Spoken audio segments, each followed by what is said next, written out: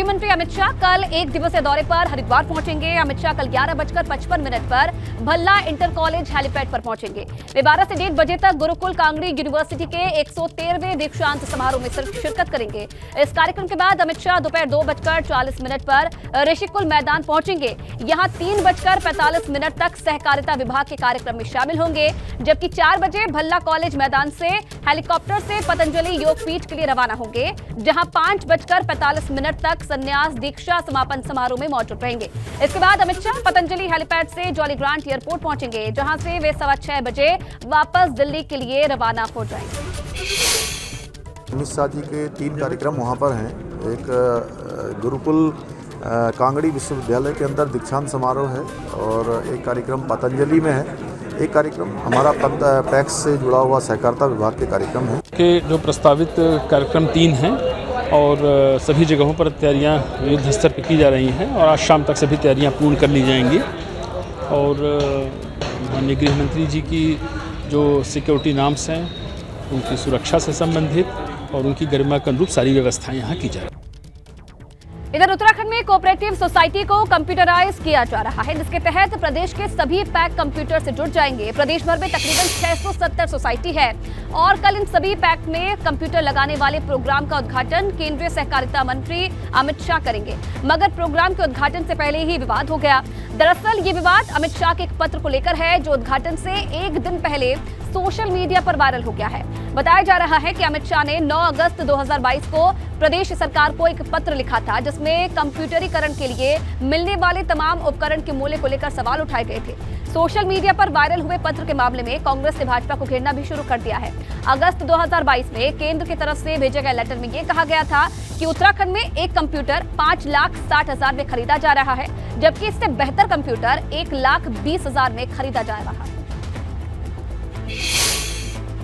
जब खुद देश का होम मिनिस्टर कह रहा है कि हम 1,20,000 में इस कंप्यूटर को देंगे जो आप 5 लाख से ज्यादा की कीमत में खरीद रहे हो, उसके बाद भी राज्य सरकार उसका संज्ञान नहीं लेती और उसके बाद केंद्रीय मंत्री उस पर इंटरवीन नहीं करते, तो निश्चित है कि बंदरमाट है और राज्य के कोष में जो है ये ढका है। वो एक लेटर की इंटरप्रिटेशन में लोगों में थोड़ा सा गलत धारणा है। मैं आप सबकी मीडिया के माध्यम से सबको बताना चाहूँगा कि उसमें किसी भी टाइप का अनियमितता नहीं हुई है, सारी काम सही हुई है। हमने जो भी मानक है वो सबको फॉलो करते हुए, उस समय पर जो एग्जिस्टिंग मानक उस समय फॉलो करते हुए यहाँ पर कंप्यूटराइजेशन का कार्य किया गया है। देहरादून के मेयर सुनील उनियाल गामा की संपत्ति को लेकर विवाद चल रहा है। सवाल इस बात पर उठ रहा है कि महज कुछ ही साल के भीतर मेयर की संपत्ति कई गुना कैसे हो गई।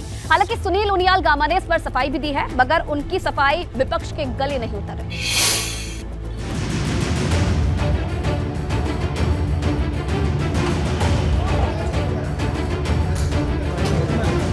देहरादून के मेयर सुनील उनियाल गामा की संपत्ति कुछ ही समय में आखिर कैसे कई गुना हो गई? क्या मेयर साहब के हाथ कोई खजाना लग गया या फिर कुछ और है? ऐसे ही कई सवाल इन दिनों सियासी गलियारों में उठ रहे हैं।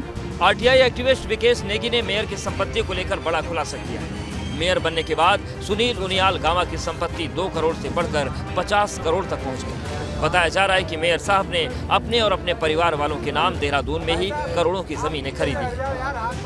चुनाव के टाइम पे इन्होंने केवल 4 संपत्तियां बताई थी। इसके बाद इन्होंने चुनाव आयोग में एक प्रॉपर्टी अपनी छुपाई थी, जो इन्होंने सितंबर में डिक्लेयर करी थी, ली थी, और इन्होंने जो अक्टूबर में चुनाव आयोग में जो अपना हलफनामा दिया था उसमें उस प्रॉपर्टी का हवाला छुपा दिया था। तो हमने अब चुनाव आयोग को भी लिख के दे रहे हैं कि 177 में इनके ऊपर एक्शन लिया जाए।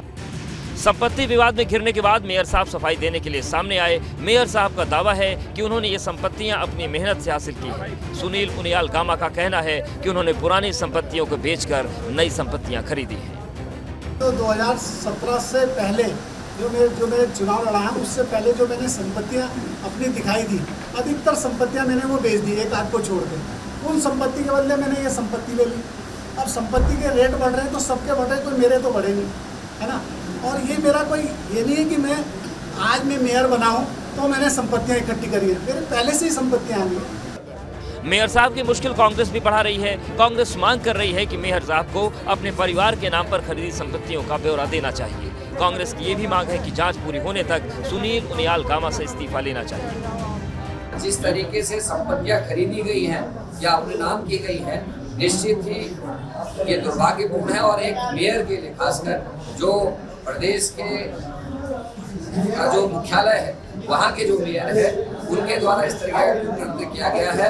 निश्चित ही भारतीय जनता पार्टी की सरकार को भी इसका स्पष्टीकरण देना चाहिए। गामा जी को इस्तीफा देकर निष्पक्ष जांच में मदद करनी चाहिए और जांच के उपरांत जो आएगा कांग्रेस उसके बाद अपने पक्ष में। संपत्ति विवाद के बाद मेयर सुनील उनियाल गामा विपक्ष के निशाने पर है। कांग्रेस मेयर के बहाने भाजपा सरकार को ही कटघरे में खड़ा कर रही है। आरटीआई लगाने वाले शख्स विकेश नेगी ने मामले की जांच विजिलेंस से कराने की मांग की। एबीपी गंगा के लिए देहरादून से अजीत सिंह राठी की रिपोर्ट। रामनगर में G20 समिट चल रहा है। इस समिट में हिस्सा लेने के लिए 17 देशों के 51 प्रतिनिधि उत्तराखंड पहुंचे हैं और जाहिर है उत्तराखंड के लिए ये पल बेहद खास है। G20 सम्मेलन पर ये खास रिपोर्ट।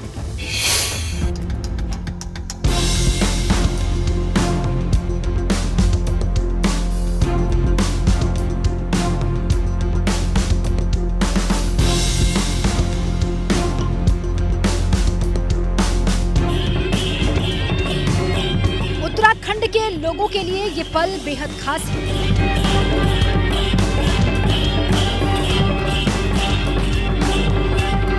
G20 समिट में शामिल होने के लिए 17 देशों के 51 प्रतिनिधि उत्तराखंड पहुंचे हैं।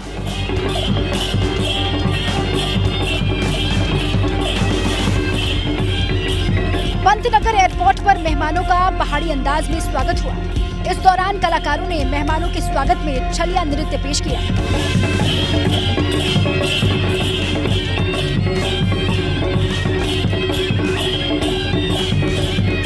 विदेशी मेहमानों के स्वागत के लिए ये महिलाएं हाथ में पोस्टर लिए खड़ी दिखाई दी। मेहमानों की आवभगत के लिए सड़क किनारे लोग खड़े हैं।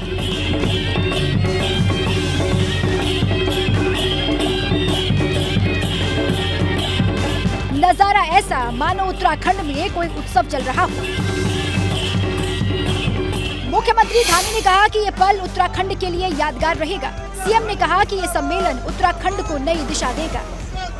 ये हमारे लिए बहुत सौभाग्य और गौरव की बात है कि हमारे देश के यशस्वी प्रधानमंत्री मोदी जी के नेतृत्व में जो भारत को G20 की अध्यक्षता मिली है और उसके अनेकों कार्यक्रम आज पूरे देश के अंदर हो रहे हैं, उसमें से 3 बड़ी बैठकें उत्तराखंड के अंदर हो रही है और पहली बैठक रामनगर में हो रही है जिसमें पूरी दुनिया के लोग चर्चा करेंगे और राउंड द टेबल जो PSC लेवल की बैठक है वो यहाँ पर हो रही है। इससे निश्चित रूप से हमारे प्रदेश को पूरी दुनिया के अंदर लोग जानेंगे और हमारी संस्कृति भी दुनिया के अंदर जाएगी। G20 सम्मेलन में शामिल होने के लिए 17 देशों के 51 प्रतिनिधि पहुंचे हैं, जिसमें से 18 प्रतिनिधि भारत से हैं, जबकि रसिया से 4, नाइजीरिया से 1, फ्रांस से 2, इटली से 2 डेलीगेट्स आए हुए हैं, जबकि USA से 2, कोरिया से 1, यूके से 5 प्रतिनिधि शामिल हैं। उधर जापान से 1, स्पेन से 1, साउथ अफ्रीका से 4, ऑस्ट्रेलिया से 1, नीदरलैंड से 1 और कनाडा से 2 डेलीगेट्स आए हुए हैं। सऊदी अरब से 3, ब्राजील से 1, चाइना से 2 प्रतिनिधि पहुंचे हैं, जबकि यूरोपियन संघ के 3 सदस्य भी रामनगर पहुंचे हुए हैं। उत्तराखंड में पहला कोई इतना बड़ा आयोजन हो रहा है, इसलिए प्रदेश के लिए ये गौरव की बात है। सरकार मान रही है कि इससे उत्तराखंड के बारे में विदेश तक पहचान बनेगी। एबीपी गंगा के लिए देहरादून से अजीत सिंह राठी के साथ रामनगर से दानिश खान की रिपोर्ट। वहीं कानपुर से निर्दलीय विधायक उमेश कुमार की पत्नी बसपा में शामिल हो गई है। रुड़की में हुए बसपा के कार्यक्रम के दौरान उमेश की पत्नी सोनिया शर्मा ने बसपा की सदस्यता ली। बसपा प्रदेश प्रभारी शमशुद्दीन और प्रदेश अध्यक्ष ने सोनिया शर्मा को बसपा की सदस्यता दिलाई है। चर्चा है कि सोनिया शर्मा को आगामी लोकसभा चुनाव के दौरान बसपा कोई बड़ी जिम्मेदारी दे सकती है।